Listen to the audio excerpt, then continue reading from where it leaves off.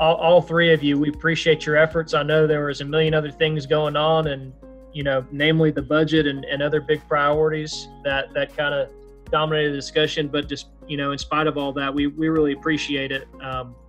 And those four, I'll run them through really quickly, are the Mass Timber Codes legislation. That was House Bill 777. Representative Corbett was the lead on that.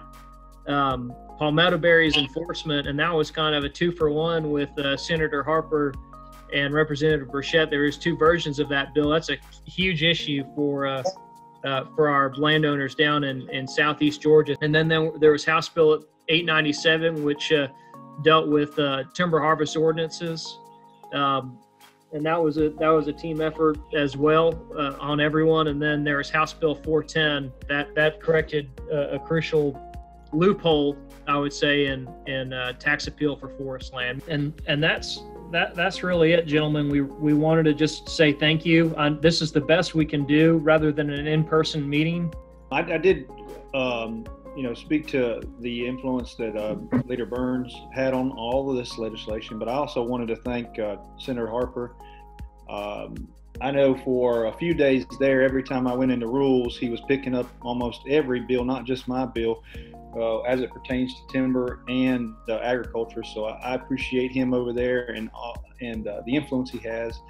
And he's a great champion for not only the timber industry, but agriculture industry. And that's a big part of my district and Georgia. So I want to thank him and I appreciate his efforts over there. Just Andres, Tom, and Chairman Royal, first off, thank you three.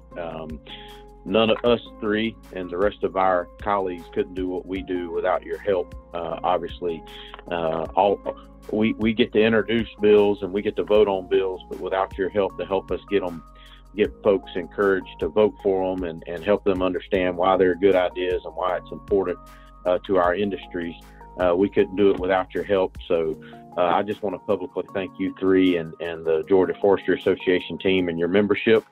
And the work that you do on behalf of your membership in ensuring that our state continues to be a #1 forestry state, but also a friendly state to do business.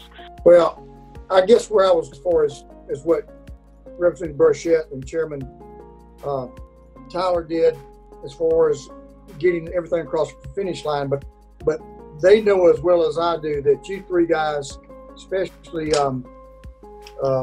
Chairman Royal and you, Tom, and Andres, played an awful critical part in educating other members and making sure we had all the resources we need. You guys provided so much leadership for us this year. It's been an incredibly challenging year for all of us. No matter where you sit in the country, no matter where you sat inside that gold dome, there's a lot of challenges for everyone. And whether it was the response that we needed to provide for COVID, to folks looking for something as simple as toilet paper, or whether it was trying to understand how do we keep our economy going and growing.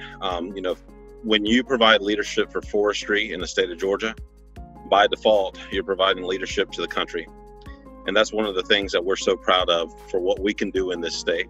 And there's still plenty more to do, but people are looking at us, and you can see that through the work that we're doing through the American Forestry Conference, where we have the CEOs of 4 major forestry companies that are joining us. We have a keynote from the CEO of Walmart as well that will be delivered to the American forestry community. All of that organized by GFA. All of that with a sense that we want to be able to grow our forest economy as a country. We want to continue providing jobs to rural Americans and urban Americans and all the products that they need every single day for their survival, their comfort, and their progress. So we just can't say thank you enough for what you do for us, for listening, for asking questions, and for knowing that we're your partners in the hard work that you do for the state of Georgia, for the people of Georgia, and by default, people way beyond our state's borders as well that benefit from what you do. So we just wanted to say thank you and share that with our members too as well. And we just can't say thank you enough. We appreciate everything you do.